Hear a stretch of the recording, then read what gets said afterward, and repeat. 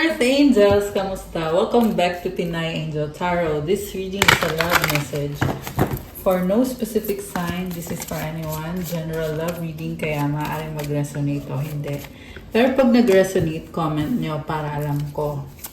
Kamusta kayo guys? Comment present para alam kong nanonood kayo. Tingnan natin ang energies connected sa'yo sa love life mo. We have no one understands me but you. Oh my gosh. Don't put up with my BS. If I could go back in time, I would handle us differently. They have hurt me. Will this ever change? Definitely, this is someone stuck in a situation na hindi siya masaya. Stuck with a person na sinasaktan siya, kinokontrol siya. Someone na hindi makamove on sa'yo. Ikaw lang daw yung nakakaunawa sa kanya. No one understands me but you. Kaya hindi ka makalimutan ng taong to. And I just saw 111 angel numbers. Nasa energy mo tong taong to kasi nahanap-hanap niya yung taong kagaya mo na nauunawaan siya, tanggap siya, mahal siya, or minahal siya. Ikaw lang laging iniisip nito. As in, yun nga lang, hindi mo kinaya. So, you had to let go of this person kasi naging toxic siya para sa'yo. Don't put up with my BS. Okay, so pinakitaan ka niya ng pinakamatinding ugali nitong taong to. No, pinakita niya yung pinaka-worst niya. And you are someone naman na, syempre, you are going to cut off a person na akala mo naging importante kasi siya sa'yo eh. Pero you had to cut him off kasi you're no longer putting up with his BS. At ngayon gusto niyang bumalik in time. Gusto niyang ibalik yung nakaraan kasi gusto niyang ayusin. At I'm also seeing someone na gustong-gustong bumalik sa buhay mo.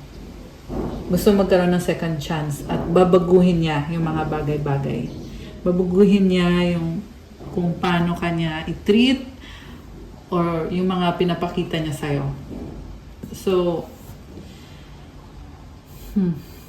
there is someone na ayaw siyang bitawan. So, ang nakikita ko dito is love triangle eh. Yung person mo, humahabol sa'yo, merong humahabol sa kanyang other person, yun yung third party energy or yung karmic connection. Samantala, ikaw naman ay nawala ka na sa eksena, maayaw ka na eh. Okay? So, yun yung love triangle dito. Will this ever change? Okay. So, yun na nga, stagnant. Walang pagbabago. So, sa simula pa lang, it's already showing me here na parang wala kang mapapala sa connection na to. Pero kung bakit lumabas to sa reading natin, ayan o, may triangle o. Ayan o, 3 of Pentacles. 3. Third party.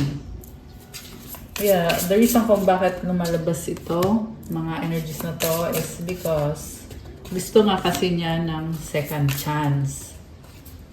Or, yeah, I'm also hearing na gusto niyang itry ulit, itry na baguhin.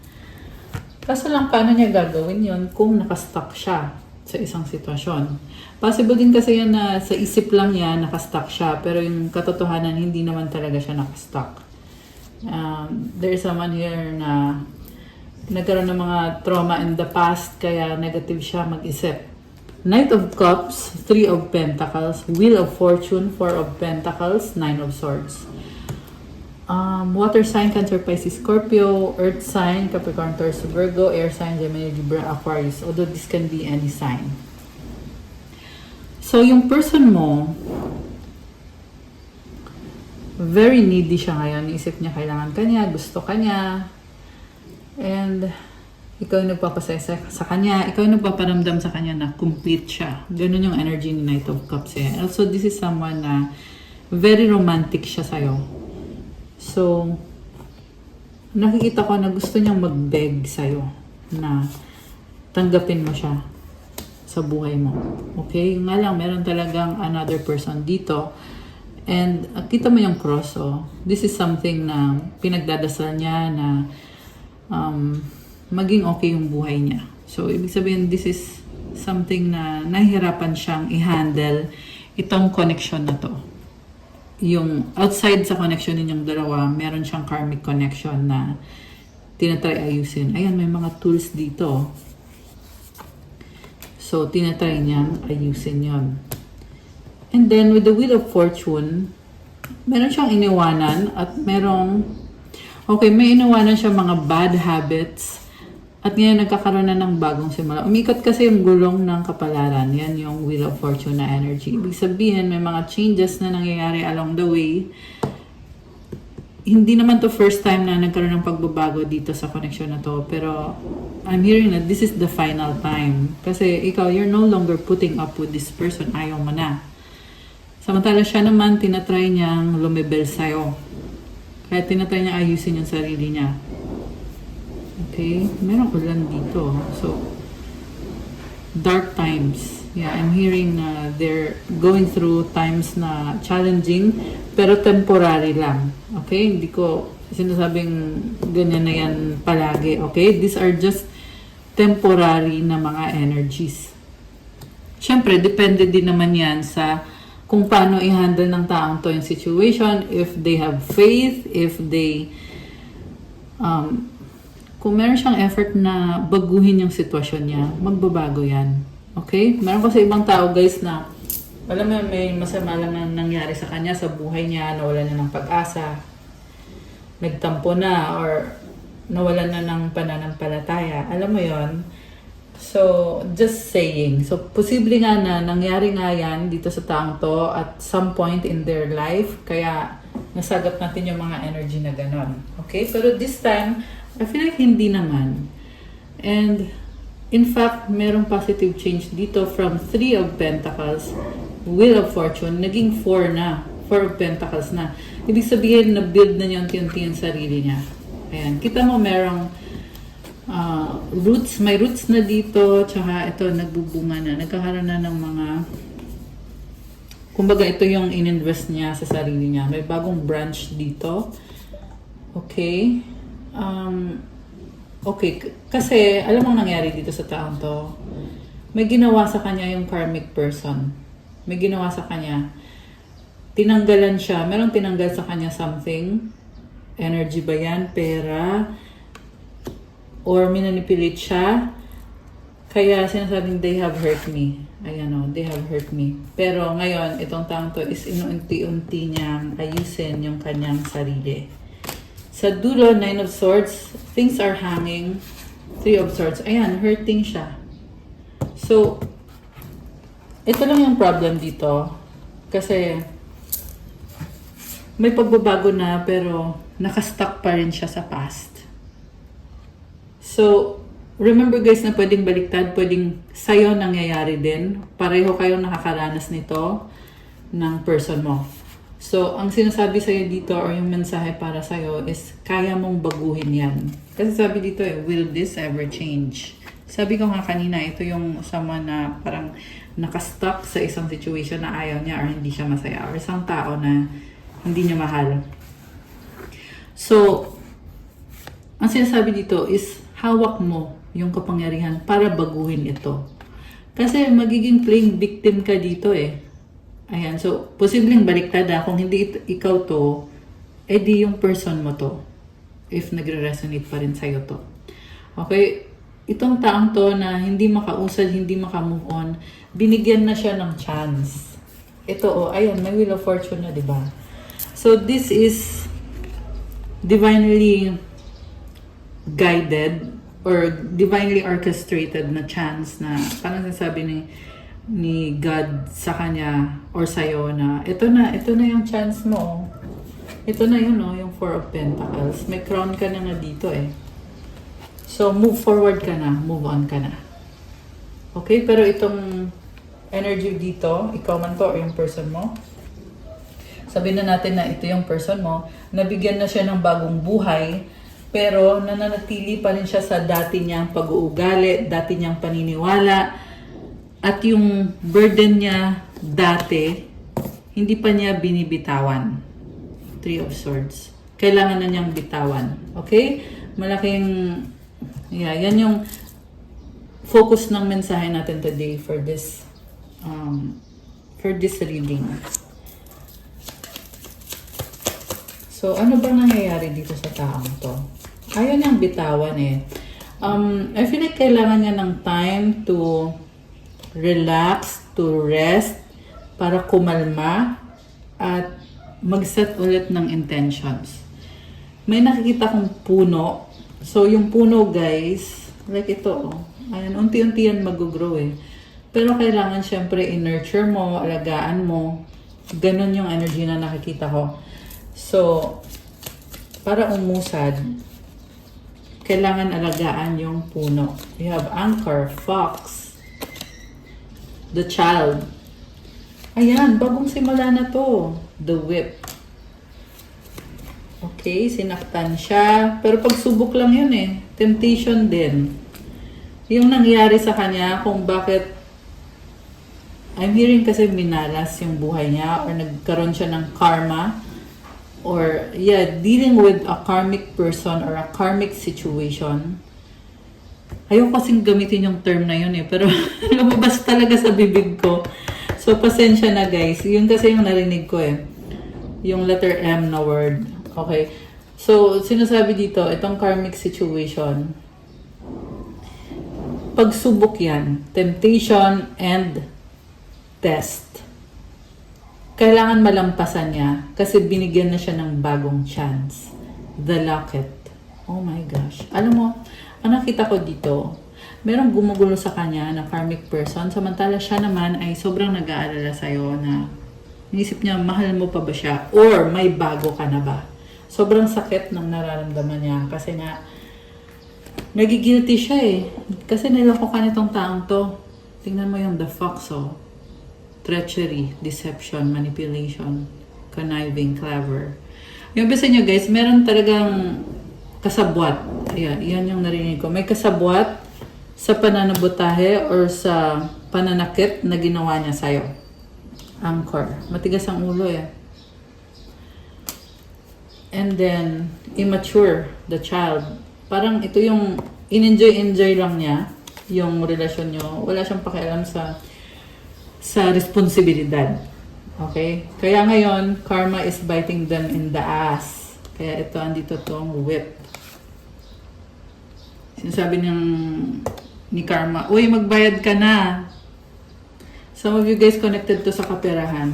Okay? Connected sa kaperahan. Kaya nabanggit ko yung word na magbayad.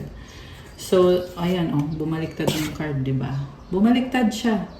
So, may money involved dito in some way. Take it how it resonates. Okay? Pinarahan. Merong pinarahan ng karmic. Or hanggang ngayon ay pinaperahan pa rin at pumapayag naman. Uto-uto. Parang tanga. Ayan, sorry. Yung kasi yung naririnig kong words. So, kailangan ko lang ilabas yung mensahe. The Locket. Minamahal ka pero hindi niya maalis sa isip niya na may iba ka ng kasama, may iba kang minamahal. Napapraning. Ayun, nakaloka.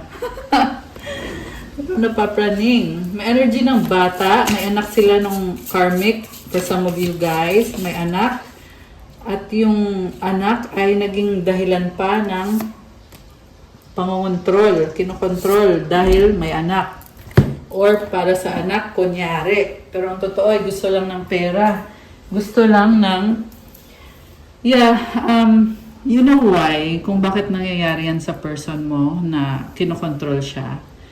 Kasi they have a lot to give at hindi niya nare-realize yun. Hindi niya nare-recognize yung sarili niyang strength, yung sarili niyang kakayanan.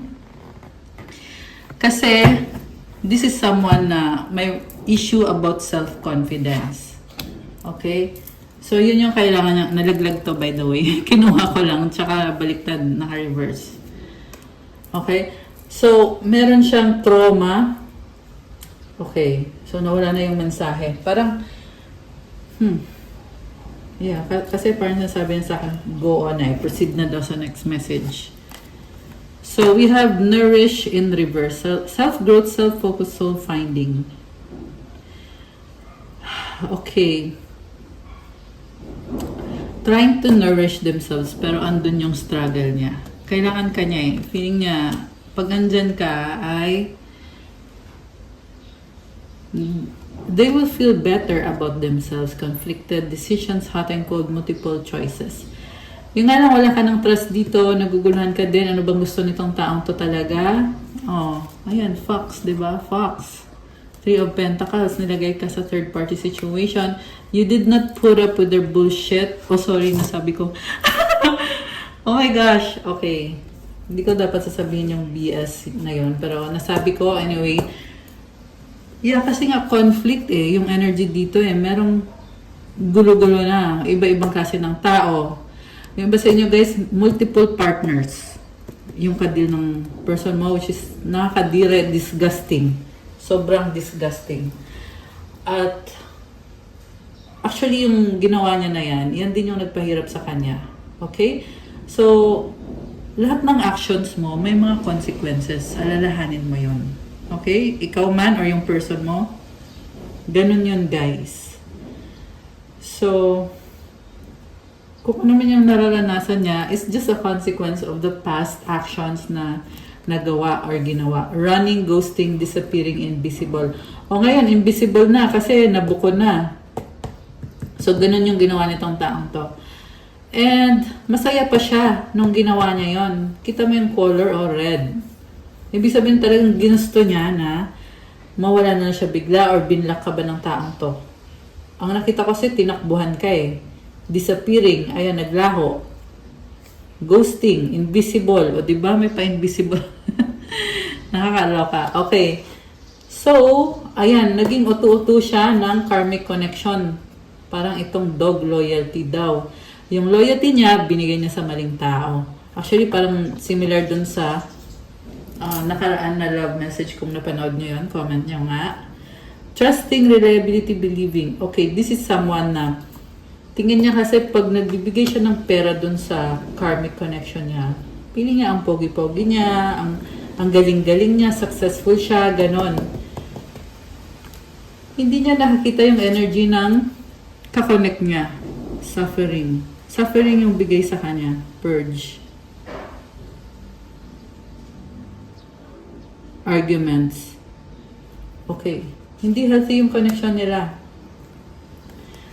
So, naku naman, nauto na naman tong taong to. And, yeah, I'm hearing na paulit-ulit nangyayari. Until now. Kasi, yun yung nasabi ko eh, na nauto na naman. So, sa bottom of the deck, commitment. Ayun, gusto niya mag-commit sa'yo kasi gusto niya sure na sa kanya ka mapupunta at hindi dun sa bagong person na umaligid sa'yo. Okay, kung meron man. Pero yun kasi yung gusto niyang i-clarify kasi hindi maalis sa isip niya na may iba ka ng minamahal, may iba kang kasama. Kaya gusto mag-propose. Marriage, promises, fidelity, commitment. Ayun o, fidelity. Gusto niya dalawa lang kayo. So, bawal kang makipag-usap sa iba, makapagrelasyon sa iba, bawal. Ganon yung gustong sabihin itong person na to. Clinging, holding on, obsessing, spying. Ayan, na-obsessed itong person na to. Okay. So, yeah, na-obsess. Lumabas ulit eh. You're setting up boundaries. No drawing the line, enough. Okay, maayaw ka na dito. Open heart, receptive empathy, vulnerable. Time, waiting cycles, moments. So, alam mo, nakita ko sa taong to, tumalikod siya, pero ngayon, nagbukas yung puso niya at na-realize niya, ay wala nang panahon. Huli na ang lahat. Masyadong matagal na panahon na yung lumipas. Okay. Too late. Yan ang narinig ko eh. Too late. Grabe. So, ba't biglang nagkaganon siya? No? Ayan. Hoping, expecting, faith, manifesting. Silence. Frozen, no word, stone wall. So, gusto niyang mag-commit sa'yo pero hindi niya masabi-sabi. Hoping, umaasa na lang. Parang, alam mo ang gusto niyang mangyari. Gusto niya andyan ka, gusto niya andun din yung karmic. Kasi, hindi niya ma-let go eh. Mahal niya ba? Mahal niya ba yung karmic person na yon? The 3. So, ibig sabihin, nakasanayan na, no? Option niya yun eh. Nakasanayan na the ship. Okay, there's movement, there's changes.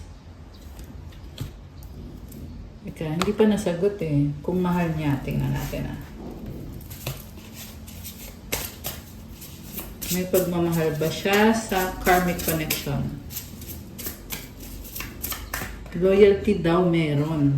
2 of Pentacles. Okay. Hindi rin eh. So, tingnan mo to, nag-reverse yung death card.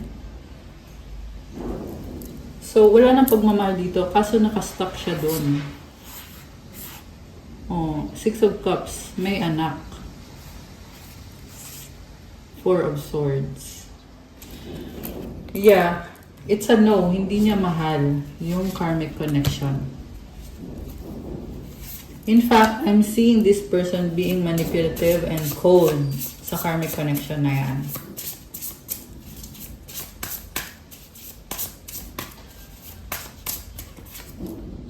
Page of Wands. Ayan, energy ng bata. Meron pag-uusap about sa anak. Okay, 5 of Cups. It's either toxic na yung connection nila or merong aalis. Or umalis na. Ace of Cups. Yeah, mukhang umalis na para magsimula ulit. There's protection. Ayan, tingnan mo. Merong 22-22. Oh my gosh. Napatingin na ako bigla. Tapos 22-22. 6 of Wands. Victory. Alam mo, I'm hearing na this person wants to settle kung ano man yung mga issue niya doon na hindi healthy. Kasi gusto niya ding magkaroon ng peace of mind. Connected sa mga tao sa paligid niya. Yung nga lang, lagi na lang nakikisama. Yun yung nakikita ko dito. Okay? So, let's see. Ano bang gusto mangyari ngayon itong person mo? Appreciation. Okay, tumalon siya. Number 15.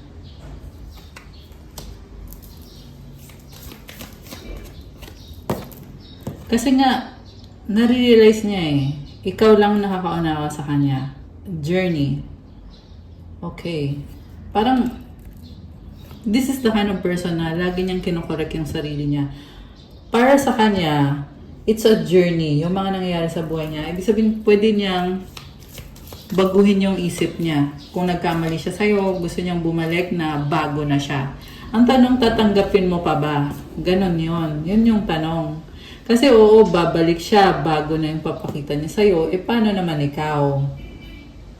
May lakas ka pa ba? May pagmamahal ka pa bang pwedeng ibigay sa kanya?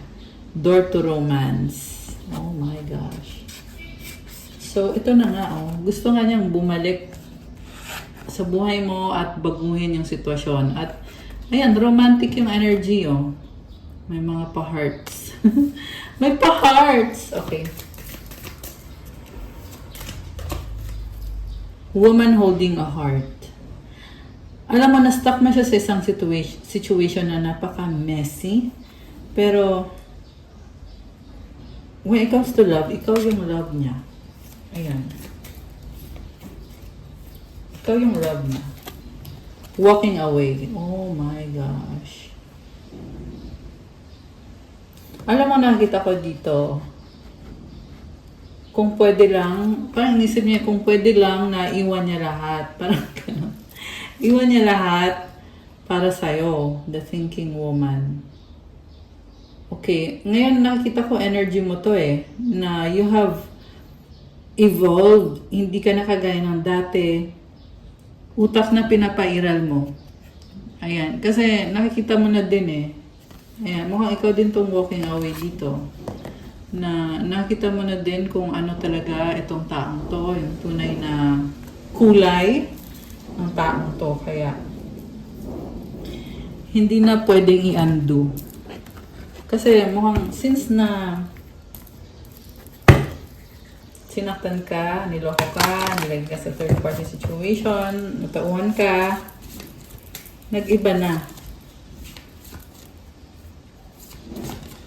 Sinaktan ka talaga.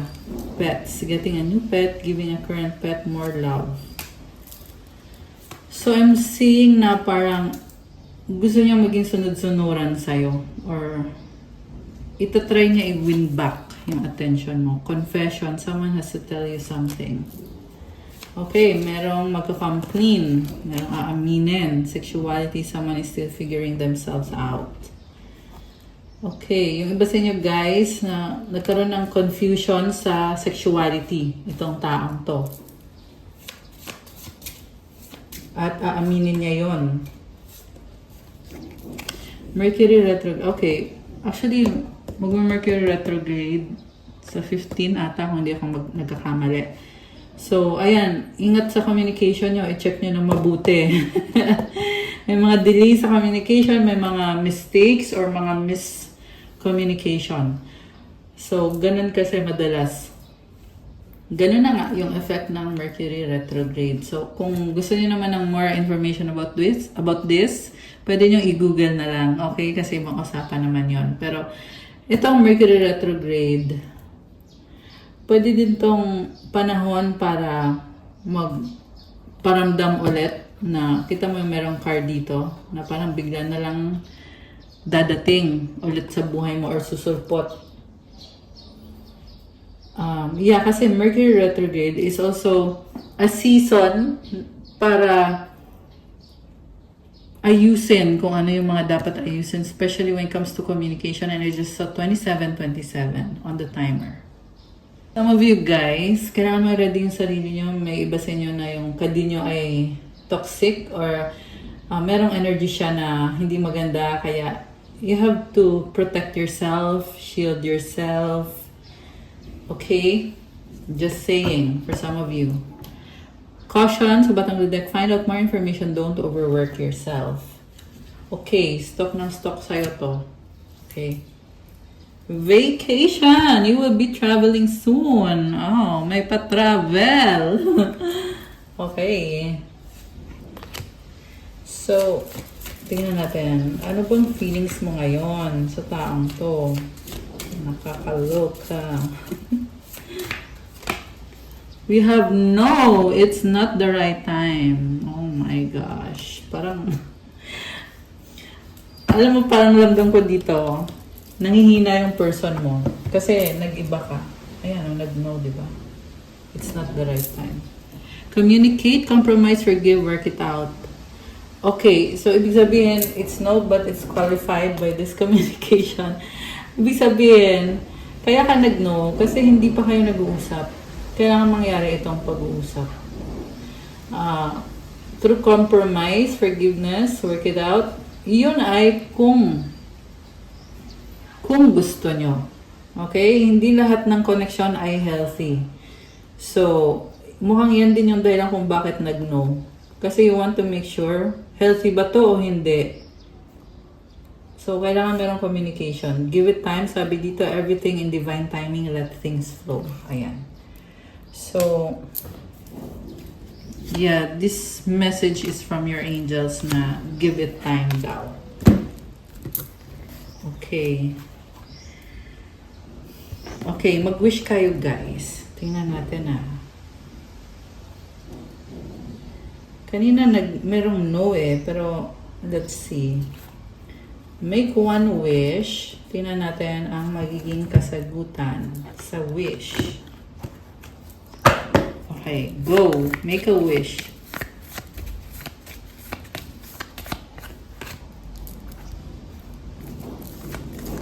Ay, tumalon. Tumalon yung card. Buti na salo ko. Okay. Last one. Alright, ready na ba kayo? Nabuksan natin ang sagot sa wish nyo? Comment ready now. At bubuksan na natin to. Comment ready. Comment I'm ready. Okay. So also, kukuha ko kayo ng angel numbers. Tingnan natin. Ano bang angel numbers ang ibibigay ni universe sa'yo? 14 possibilities, building strong foundations, create stability and welcomes in possibilities. All possibilities exist and are amplified when gratitude is felt for the foundations that are in place. Wow, guys! You are building strong foundation. Alam mo, pagpatuloy mo lang yan. Kasi the more na nagbi-build ka or the more na nakafocus ka sa work mo, sa career mo, sa sarili mo, the more na dumadami yung mga possibilities, opportunities para sa'yo. So, comment, claim, possibilities. Also, gratitude daw. Kailangan daw ng gratitude para sa foundation na meron ka na. So, I feel like this is a humbling experience that you are going through right now. So, dapat magpasalamat ka, sabi dito. So, comment, thank you God, thank you universe and angels and spirit guides for helping me with my foundations. Affirmation, I am grateful for all that is and all that will be. I trust in the possibilities of what I desire or something greater. I love that. Okay. Isa pa nga ang angel number. Okay, gusto ko lumabas ng isang to. Oh my gosh, 888 abundance. I love that. Blessings are here and more are on the way. Let yourself feel the abundant flow of prosperity that is all around you. As you stand your highest self, you attract all that you once were seeking. Giving is always a doorway to success. I love this. So, the more na nagbibigay ka, the more ka na nagiging successful. Andito na yung blessings at marami pa ang dadating pang blessings. I-enjoy mo daw yung pakiramdam at yung flow ng abundance at prosperity sa paligid mo at sa'yo. At the more na inaayos mo sarili mo, the more din na na-attract mo yung abundance na hinahanap-hanap mo. Comment, claim abundance. Comment 888 to claim. I love this, guys. Affirmation. Ayun na nga, nabasa ko na ba? Hindi ko pa pala nabasa. Okay. Affirmation, the more good I do in the world, the more abundant my life grows. I radiate an energy of loving kindness. I love that. So, keep doing good. Okay? Kasi, the more good deeds na ginagawa mo or nagagawa mo, the more din na nagiging abundant ka. Nag-i-improve lalo yung buhay mo. Kasi ang ganda ng energy mo dito, you radiate an energy of loving kindness. So, comment mo dyan, I radiate an energy of loving kindness. I love that. Okay. So, nice. Okay, so, kuha na din tayo para sa person mo. Okay, kuha natin ng angel numbers. Si person mo. Okay, 13 clarity. As the storm passes, the clarity is felt faster than lightning is seen against a dark sky. The divine is reminding you that clarity is readily available. All you have to do is ask. You have weathered the storm and now the sky is clearing. Affirmation, loving energy surrounds me and I trust that the clarity I feel is the answer I need. Grabe. Alam mo, maraming pinagdaanan tong taong to at ngayon naliliwanagan siya. Na umaalis na yung storm eh. Ayan o. Storm passes. May liwanag na. So, I love this. I love this energy. And, i-claim nyo itong loving energy. Comment, loving energy surrounds me. Ayan. Claim mo para sa'yo at para sa person mo. Also, comment, claim, clarity. Ayan. So, yung sagot sa wish mo, tingnan natin guys. Ang sagot sa wish mo ay, ready na ba kayo? Una sa lahat. Nag-comment na ba kayo dyan? Okay, bubuksan ko na. Ang sagot sa wish mo ay, oh no, it's a no for now. At kung kailan mangyayari ang wish mo, not the right time. Okay, ibig sabihin, may tamang panahon. Oh, at least ngayon, alam mo na it's a no. Pero alam mo din na hindi pa right time ngayon, kaya nag-no at merong right time para dito. At yung advice para sa'yo ay trust. Oh my gosh, grabe. Ang tindi, ang lalim ng mensahe. So, ibig sabihin kahit hindi mo maunawaan, you have to trust. Okay? Your angels are helping you. God is helping you. Kailangan mo din ipagdasal, syempre, kung ano man tong winish mo. I see changes transpiring around you. Okay? Mukhang bagong-bago tong energy na to. In fact, the more na nakafocus ka sa sarili mo, the more din na gumaganda yung energy mo. Kaya ipagpatuloy mo lang. Okay? So, ayan, tingnan mo tong last card na to. Oh. Meron ding angelic guidance. Not only angelic, but divine. Yeah, I feel like this is God na sobrang liwanag. Or Jesus. Ayan, si Jesus nga. Jesus is with you, God is with you. So, you have to trust. Okay? Ayan. Okay, guys! That's all for our love message for today. Thank you for watching. Please like the video, comment, subscribe, hit the notification bell. Let me know kung nagustuhan niyo or nag-resonate. And also, merong eclipse, merong full moon in Virgo ngayon. So, medyo intense, no? Kagaya ng reading, intense. Intense yung reading. So, anyway, kung kailangan niyo ng gabay, kung nag-resonate at kailangan niyo ng more information, pwede kayo magpa-book ng private reading. Message lang kayo sa Viber or sa WhatsApp para mas mabilis. Nasa description box yung contact details. And check out my Instagram. If you want to start your crystals journey, may mga crystal bracelets, marami at iba-iba. Tutulong sa manifestation mo. Siyempre, gaganda yung energy mo. At iba-iba din yung benefits. So, like itong suot ko, iba-ibang klase ng mga crystals to. You can combine. Ayan, napakaganda ng energy, guys. So, yeah. Yung suot ko ngayon is Pre-Night, Diabetes, Lavender Rose Quartz, and Lavender Rose Quartz. O, diba? Parehong Lavender Rose Quartz. Anyway, so, message nyo lang ako at pa-follow din po sa Instagram ko. Thank you! I love you guys! Have a good day or night. I'll see you again soon. Stay safe. Good night and God bless. Love you, Earth Angels. Bye!